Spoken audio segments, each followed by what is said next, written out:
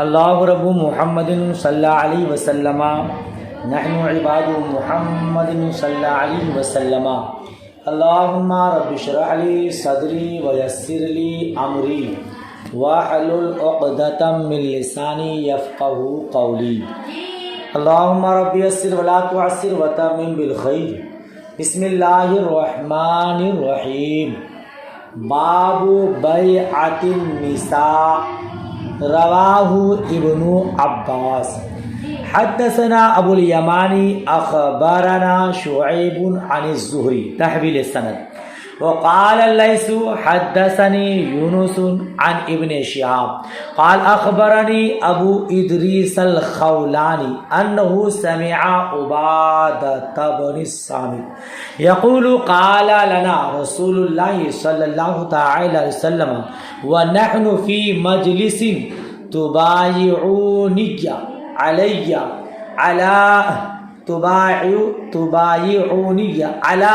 اللہ تشرکوا باللہ شیئا ولا تسرقوا ولا تزنوا ولا تقتلوا اولادکم ولا تأتوا ببہتان تفترونہ بین ایدیکم وارجلکم ولا تعصونی فی معروف فمن وفى منكم فأجره على الله ومن أصاب من ذلك شيئا فأوقب به في الدنيا فهو كفارة له ومن أصاب من ذلك شيئا فستره الله فأمره إلى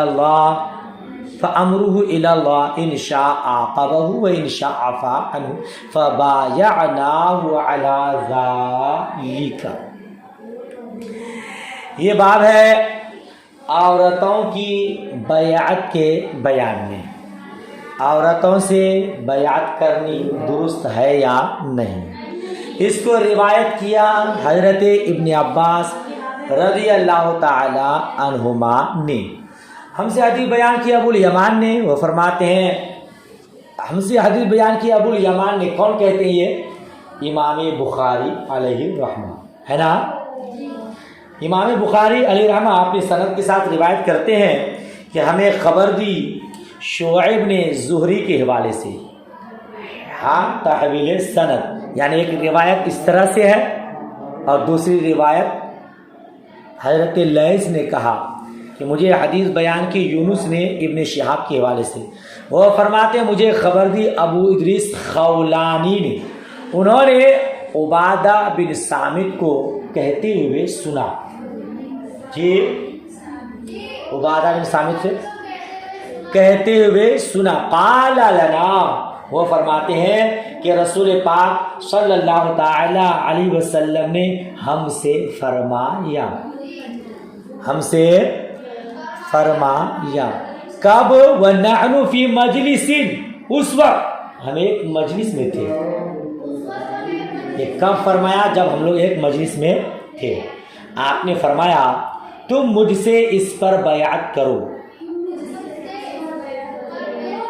تم مجھ سے اس پر تبایعونی علی، تم مجھ سے اس پر بیعت کرو کہ تم اللہ تعالیٰ کے ساتھ کسی کو شریک نہیں کرو گے، نہیں ٹھہراؤ گے، چوری نہیں کرو گے، زنا نہیں کرو گے، اپنی اولاد کو قتل نہیں کرو گی، اور نہ تم کسی پر بہتان لگاؤ گے جس کو تم اپنے ہاتھوں اور پیروں کے سامنے گڑھو۔ تفترونہ بین ایدیکم وارجلکم، جس کو تم اپنے ہاتھوں اور پیروں کے سامنے گڑھو۔ مطلب یہ کہ کسی پر گڑھ کر بہتان نہیں لگاؤ گے، الزام تراشی نہیں کرو گے۔ ٹھیک ہے، سن رہے آپ لوگ؟ ولا تعصونی فی معروف، اور تم کسی نیک کام میں نافرمانی نہ کرو گے۔ بس تم میں سے جس نے ان احکام کو پورا کر لیا، تو تم میں سے جس نے ان احکام کو پورا کر لیا، یعنی وعدہ وفائی کی، فاجرہ علی اللہ، تو اس کا اجر اللہ عز و جل کے ذمہ کرم پر ہے۔ ومن اصاب من ذلك شيئا فعوقب به في الدنيا فهو كفارة الله، اور جس نے ان میں سے کوئی کام کر لیا، ان میں سے کوئی کام چوری کر لیا معاذ اللہ، شرک کر لیا معاذ اللہ، زنا کر لیا معاذ اللہ، اپنی اولاد کو قتل کر دیا معاذ اللہ، تم میں سے کوئی یہ کام کر لیا تو اس کو دنیا میں سزا دی گئی، اگر اس کو دنیا میں سزا تو وہ اس کے لیے کفارہ ہے، وہ اس کے لیے، اس پر بحث آپ نے پہلے پڑھا ہوگا کہ امام اعظم ابو حنیفہ رحمۃ اللہ تعالی علیہ کے نزدیک خالی سزا مل جانا، حد قائم کر دینا گناہ کا کفارہ نہیں ہے نا، بلکہ لہم فی الدنیا خزی ولہم فی الآخرۃ عذاب عظیم، آپ نے پڑھا ہوگا اس سے پہلے، یہ دنیا کے لیے، دنیا میں اس کے لیے رسوائی ہے اور آخرت میں دردناک عذاب ہے۔ تو اس کے ضمن میں تشریح کیا تھا حقیر نے کہ نفس حد گناہوں کا کفارہ نہیں ہے، مگر حد چونکہ توبہ کا سبب ہے، جب بندہ رسوا ہوتا ہے، سزا لگ جاتی ہے تو پھر وہ توبہ کر لیتا ہے، اور مصطفیٰ کریم ارشاد فرماتے ہیں التائب من الذنب کمن لا ذنب لہ، گناہوں سے توبہ کرنے والا ایسا ہی ہے جیسے اس نے گناہ کیا ہی نہیں ہے، اور دوسری روایت میں گناہوں سے توبہ کرنے والا ایسا ہے جیسے آج ہی ماں کے پیٹ سے نکلا ہے۔ تو صرف حد لگانا گناہوں کا کفارہ نہیں ہے، مگر چونکہ حد توبہ کا سبب ہے تو سبب بول کر مسبب مراد لیا گیا ہے، اور دوسرے ائمہ کرام کے نزدیک خالی حد لگ جانا ہی گناہوں کا کفارہ۔ تو مصطفیٰ کریم فرماتے اگر کسی نے ان میں سے کچھ کر لیا پھر دنیا میں اسے سزا دے دی گئی تو وہ اس کے لیے کفارہ ہے۔ وَمَنْ أَصَابَ مِنْ ذَلِكَ شَيْئًا، اور جس نے ان میں سے کسی کام کو کر لیا فَسَتَرَهُ اللَّهُ، پھر اللہ تبارک و تعالیٰ نے پردہ پوشی فرمائی، پردہ ڈال دیا، تو اس کا معاملہ اللہ عز و جل کی طرف سپرد ہے، فَأَمْرُهُ إِلَى اللَّهِ، اس کا معاملہ اللہ تبارک و تعالیٰ کے سپرد ہے، ان شاء عاقبہ، اگر چاہے تو اس کو سزا دے اور چاہے تو اس کو معاف کر دے، فبایعناہ علی ذالک، تو ہم لوگوں نے اس بات پر حضور سے بیعت کی، تو ہم نے آپ صلی اللہ تعالی علیہ وسلم سے اس کے اوپر بیعت کر لی۔ گناہ ہوتا رہتا ہے، ہم گناہگار، خطا کار، بدکار ہیں، شیاطین ہمیں اپنے شکنجے میں لے چکا ہے، جب گناہ ہوتا رہتا ہے کوشش ہونی چاہیے اس گناہوں سے بچتے رہیں اور نیک کاموں پر گامزن ہو جائے تو رب کی بارگاہ میں صدق و دل سے توبہ استغفار کرتے رہیں، وہ بڑا کریم ہے، وہ بڑا رحیم ہے، وہ غفور رحیم ہے۔ رب فرماتا ہے ان اللہ هو التواب الرحیم، بے شک اللہ تبارک و تعالیٰ بہت توبہ قبول کرنے والا، بہت مہربان ہے۔ تو اگر پردہ ڈال دیا ہے، ہمارا گناہ ہوتا رہتا ہے مگر رب تبارک و تعالیٰ پردہ ڈالتا رہتا ہے کیونکہ وہ ستار ہے، تو اب ہمیں چاہیے کہ ہم توبہ استغفار کرتے رہیں تاکہ رب کریم اپنے حبیب کریم کے صدقے، اپنے فضل و کرم سے ہمارے گناہوں کو معاف فرما دیں۔ سمجھ شریف میں بات آئی۔ باب کیا تھا؟ باب بیعت النساء، عورتوں کی بیعت کے بارے میں ہے نا، لیکن حدیث میں، اس حدیث میں عورتوں کا تذکرہ نہیں آیا، اگلی حدیث میں عورت کا تذکرہ ہے۔ پھر اس حدیث کو امام بخاری علیہ رحمہ نے کیوں بیان کیا اس میں؟ یاد رکھیے گا، مردوں کے کچھ احکام ایسے ہیں جس میں عورت بھی داخل ہے، جی عورتوں کے کچھ احکام ایسے ہیں جن میں، کیا بولا میں نے؟ مردوں کے احکام کچھ ایسے ہیں جس میں عورتیں بھی داخل، دونوں کا کہ احکام ایک جیسا ہے۔ تو اللہ تعالیٰ نے شاعر اسلام میں سے مردوں کو جن کاموں کا مکلف کیا ہے عورتوں کو بھی اس میں داخل فرمایا ہے، تو عورتوں پر بھی وہی احکام لازم ہیں جو احکام کے مردوں پر لازم ہیں، اور کچھ احکام ایسے ہیں جو مردوں کے ساتھ مخصوص ہیں، کچھ احکام ایسے ہیں جو عورتوں کے ساتھ مخصوص ہیں۔ مان لیجئے مردوں پر کفار سے جنگ کرنا مردوں پر فرض ہے، عورتوں پر فرض نہیں، تو عورتوں سے وہ حکم ساقط کر دیا گیا ہے۔ ان احادیث میں جس بیعت کا ذکر کیا گیا ہے یہ بیعت عقبہ اولیٰ ہے جو مکہ میں ہوئی تھی، اور اس وقت مسلمانوں پر جنگ اور جہاد فرض نہیں تھا، تو بیعت ہونے میں مرد عورت دونوں کے احکام ایک ہی ہے، یعنی مردوں سے بھی بیعت لی جاتی ہے، عورتوں سے بھی بیعت لی جاتی ہے۔ یہ اور بات ہے کہ کیفیت کچھ جدا گانا ہے، مردوں کو ہاتھ میں ہاتھ دے کر بیعت کرتے ہیں، لیکن اجنبی عورت کو ہاتھ میں ہاتھ دے کر بیعت نہیں کی جاتی ہے، بلکہ پردے کا لحاظ ہمیشہ ہی رکھا جاتا ہے۔ اگلی حدیث دیکھیے، مصطفیٰ کریم نے اجنبی عورتوں کو ہاتھ میں ہاتھ دے کر بیعت نہیں فرمائی، جو آپ کی باندی لونڈی تھی آپ نے اس کو ہاتھ میں ہاتھ دے کر بیعت کی۔ بلا ضرورت شرعیہ اجنبیہ محترمہ عورت کو چھونا جائز نہیں ہے۔ آج کے پیر جو اجنبی عورتوں سے پیر دبواتے ہیں وہ پیر نہیں ہے، پیر ہیں۔ مصطفیٰ کریم نے خود، مصطفیٰ کریم سے زیادہ کوئی شریعت کا پابند ہوگا؟ ان کے دل میں جو خوف خدا تھا، کیا ان کا ادنا سا حصہ بھی کسی کے دل میں ہوگا؟ اس کے باوجود مصطفیٰ کریم نے یہ کام انجام نہیں دیا۔ آج پیر لوگ کہتے ہیں ہم تو پیر صاحب ہو گئے ہیں، ہمارے پیر صاحب بہت پہنچے ہوئے ہیں، اب وہ گھر آتے تو عورتوں سے پیر دباتے ہیں۔ یاد رکھیے گا وہ پیر نہیں ہے بلکہ پیر ہے۔ جی دیکھیے حدیث مبارک، حدثنا محمود حدثنا عبد الرزاق قال حدثنا معمر عن الزهري عن عروة عن عائشة قالت كان النبي صلى الله تعالى وسلم يبايع النساء بالكلام بهذه الآية لا تشركوا بالله، حاشیہ لگایا لا تشرکنا بالله، کیونکہ لا تشرکو تو یہ جمع مذکر حاضر ہے نا، لا تشرکنا باللہ شیئا۔ قالت وما مست ید رسول اللہ صلی اللہ تعالی وسلم یدا امرأۃ الا امرأۃ یملکها۔ مصطفیٰ کریم نے حضرت عائشہ صدیقہ رضی اللہ تعالی عنہ سے روایت فرماتی ہیں، نبی کریم صلی اللہ تعالی علیہ وسلم عورتوں کو بیعت زبانی اور کلام کے ساتھ بیعت کرتے تھے۔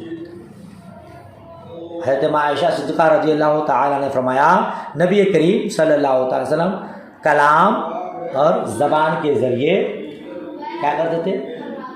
عورتوں کے ساتھ بیعت کرتے تھے۔ بہذل آیا، اس آیت کے مطابق، اس آیت کے پوری آیت آپ کے حاشیہ میں نیچے لکھا ہے۔ کون سی آیت ہے؟ یا ایھا النبی اذا جاءک المؤمنات یبایعنک علی الا تشرکن باللہ شیئا ولا يسرقن ولا يزنين ولا يقتلن أولادهن ولا يأتين ببهتان يفترينه بين أيديهن وأرجلهن ولا يعصينك في معروف فبايعهن واستغفر لهن الله إن الله غفور رحيم۔ سورہ الممتحنہ کی آیت ہے۔ اس آیت کے ذریعے مصطفیٰ کریم نے اس آیت کے مطابق عورتوں کو بیعت کی۔ کیا معنی اس کا؟ اے نبی مکرم، اے نبی، جب آپ کے پاس ایمان والی عورتیں حاضر ہو، جب آپ کے پاس اذا جاءک المؤمنات، جب آپ کے پاس مومنہ عورتیں آئیں اور وہ آپ سے اس پر بیعت کریں کہ وہ اللہ کے ساتھ کسی کو شریک نہیں کریں گی، اور نہ چوری کریں گی، اور نہ زنا کریں گی، اور نہ اپنی اولاد کو قتل کریں گی، اور نہ اپنے ہاتھوں اور پیروں کے سامنے کوئی بہتان تراشیاں کریں گی، اور نہ دستور کے مطابق کسی کام میں آپ کی نافرمانی کریں گی، تو آپ ان کو بیعت کر لیا کریں۔ ہو گیا؟ اتنا ترجمہ ہو گیا؟ تو آپ ان کو بیعت کر لیا کریں اور آپ ان کے لیے اللہ سے مغفرت طلب کریں، اور آپ ان کے لیے اللہ سے مغفرت طلب کریں, بخشش مانگیں, اے اللہ انہیں بخش دے, بے شک اللہ بہت بخشنے والا بے حد رحم فرمانے والا ہے. بے شک اللہ تبارک و تعالی بہت بخشنے والا بے حد رحم کرنے والا ہے. یہ اس آیت کا ترجمہ میں نے مکمل آپ کو کرا دیا. کہتے ہیں قالت وما مست ید رسول اللہ صلی اللہ علیہ وسلم ید امرأۃ, حضرت ماں عائشہ صدیقہ رضی اللہ تعالی عنہا نے بیان کیا کہ رسول اللہ صلی اللہ تعالی علیہ وسلم کے دست متبرک نے کسی عورت کے ہاتھ کو نہیں چھوا. جی رسول پاک صلی اللہ تعالی وسلم کے دست متبرک نے کسی عورت کے ہاتھ کو نہیں چھوا, الا امرأۃ یملکها, مگر اس عورت کے جس کے آپ مالک تھے, مگر اس عورت کے جس کے آپ مالک تھے. جی آپ نے اپنی باندی کا ہاتھ تو چھوا مگر اجنبی عورت کا ہاتھ نہیں چھوا, بلکہ زبان اور کلام کے ذریعے آپ نے بیعت فرمائی. اس حدیث کو امام بخاری علیہ رحمہ نے اختصار کے طور پر بیان کیا ہے. امام بزار نے امام عبد الرزاق کی سند سے اس باب کی حدیث کو حضرت ماں عائشہ صدیقہ رضی اللہ تعالی عنہا سے روایت کیا ہے کہ حضرت فاطمہ بنت عتبہ, حضرت یہ کس کا واقعہ ہے, کب ایسا ہوا؟ حضرت فاطمہ بنت عتبہ یعنی ابن ربیعہ بن عبد شمس جو ہند بنت عتبہ کی بہن تھی. اور حضرت ماں عائشہ نے فرمایا ہے کہ حضرت فاطمہ بنت عتبہ یعنی ابن ربیعہ بن عبد شمس جو ہند بنت عتبہ کی بہن تھی, وہ مصطفیٰ کریم کی بارگاہ میں آئی, وہ حضور کی بارگاہ میں, اور وہ رسول پاک صلی اللہ تعالی وسلم سے بیعت کر رہی تھی. آپ نے ان سے یہ عہد و پیمان لیا کہ وہ زنا نہیں کریں گی, وہ زنا نہیں کریں گی. اچھا, اس کو اگلی حدیث میں یہ مکمل طور پر ہے, جب یہ بیان کر رہا ہوں نا وہاں پہ اس کو آ کے اپنے باندی کے علاوہ کسی کا ہاتھ نہیں چھوا ہے نا. بلکہ اگلی والی حدیث میں ہے کہ ایک عورت نے ہاتھ کیا کر لیا, کھینچ لیا. تو وہ کون عورت تھی اس کے بارے میں حضرت ماں عائشہ نے, امام بزار نے روایت کیا امام حضرت ماں عائشہ صدیقہ رضی اللہ تعالیٰ عنہ کے حوالے سے کہ وہ عتبہ فاطمہ بنت عتبہ تھی. تو حضور کی بارگاہ میں آئی, حضور بیعت کر رہے تھے, آپ نے ان سے عہد میثاق لیا کہ وہ زنا نہیں کریں گی, تو انہوں نے شرم سے اپنا ہاتھ سر پر رکھ لیا. تو حضرت عائشہ صدیقہ رضی اللہ تعالی عنہ نے ان سے کہا, اے عورت تم بیعت کرو. پھر اللہ کی قسم ہم نے بھی رسول اللہ صلی اللہ تعالی وسلم سے اس پر بیعت کی ہے. تب اس عورت نے کہا پھر تو ٹھیک ہے, پھر تو ہاں. اگلی حدیث دیکھیے, ان حفصۃ عن ام عطیہ قالت بايعنا النبي صلى الله عليه وسلم فقرأ علي ألا يشركنا بالله شيئا ونهانا عن النياحة فقبضت امرأة منا يدها فقالت فلانة أسعدتني وأنا أريد أن أجزيها. حضرت حفصہ بنت سیرین اخت محمد ابن سیرین بن سکور رضی اللہ تعالیٰ عنہ سے روایت, وہ روایت کرتے حضرت ام عطیہ سے, وہ روایت کرتے ہیں ام عطیہ, وہ فرماتی کہ ہم نے نبی کریم صلی اللہ تعالی علیہ وسلم سے بیعت کی, ہم نے نبی کریم صلی اللہ تعالی علیہ وسلم سے بیعت کی. تو حضور نے یہ آیت پڑھی, تو حضور نے یہ آیت پڑھی. فقارا ہے نا, हुजूर ने पढ़ी कौन सी आयत, जिसको मैंने अभी बयान किया आप लोगों को, जिसको अभी इससे पहले बयान किया, वही वाली आयत कि अल्लाह युशरिक ना बिल्लाहि शैआ, कि तुम अल्लाह के साथ किसी चीज़ को शरीक नहीं ठहराओगी, अल्लाह के साथ किसी चीज़ को। व नहाना अली नयाहा, और हम लोगों को नौहा करने से मना फरमाया, और हम लोगों को नौहा करने से मना फरमाया।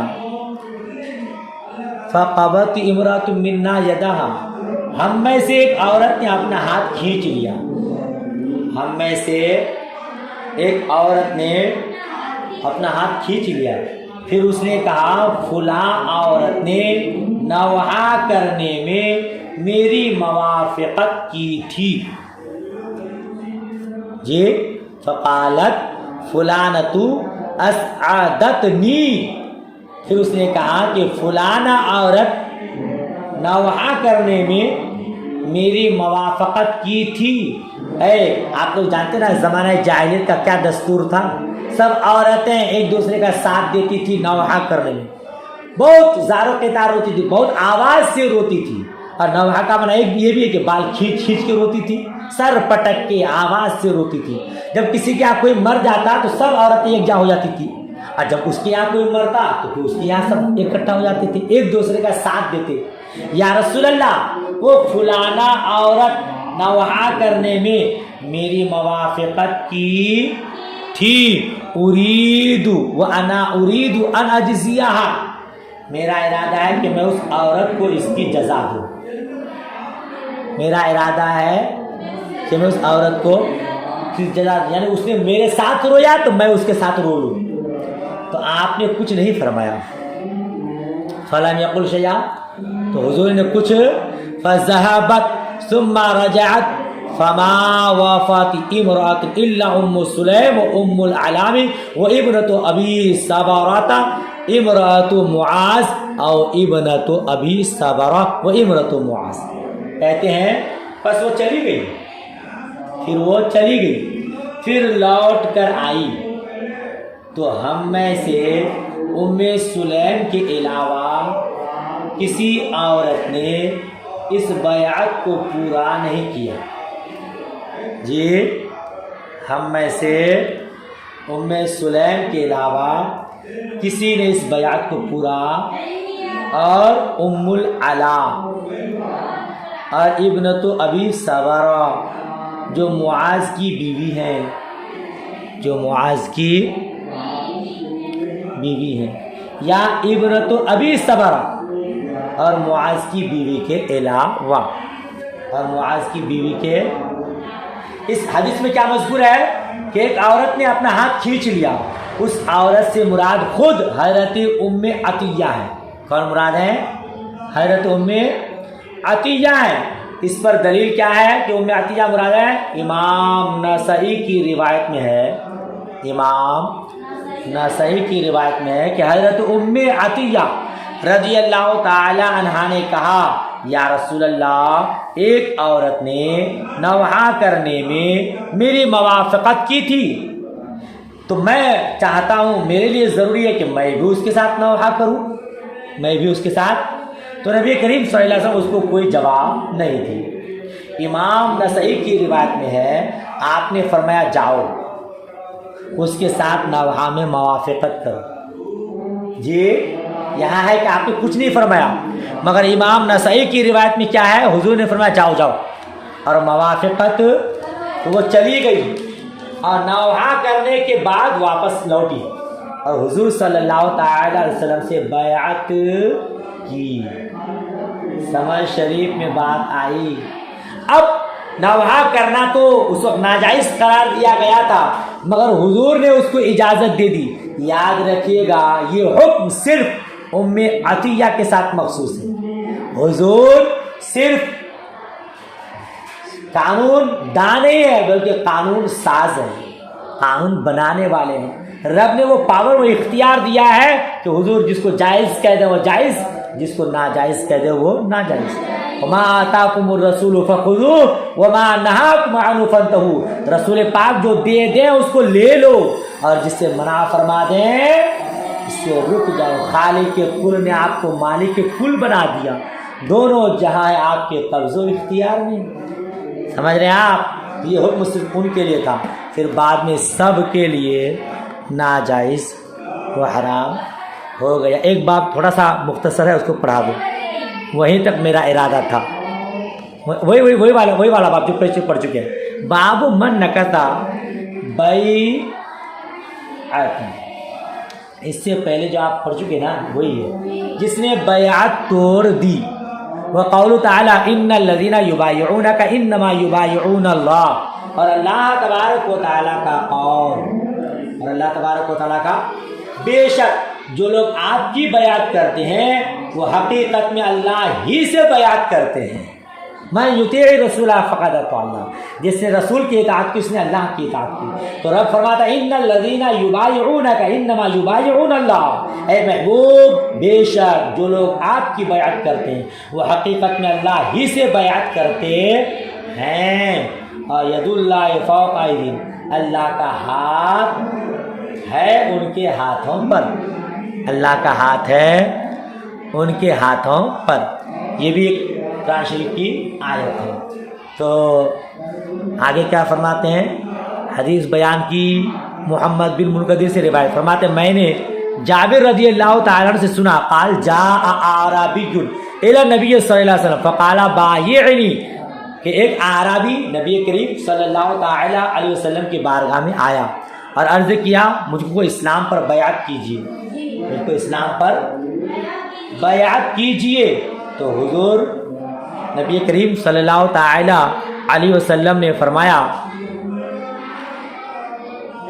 فبایعہ علیہ السلام، نبی کریم صلی اللہ تعالی علیہ وسلم نے اس کی بیعت کر دی، اس عربی کی بیعت کر دی. ثم جاء الغدا محموما،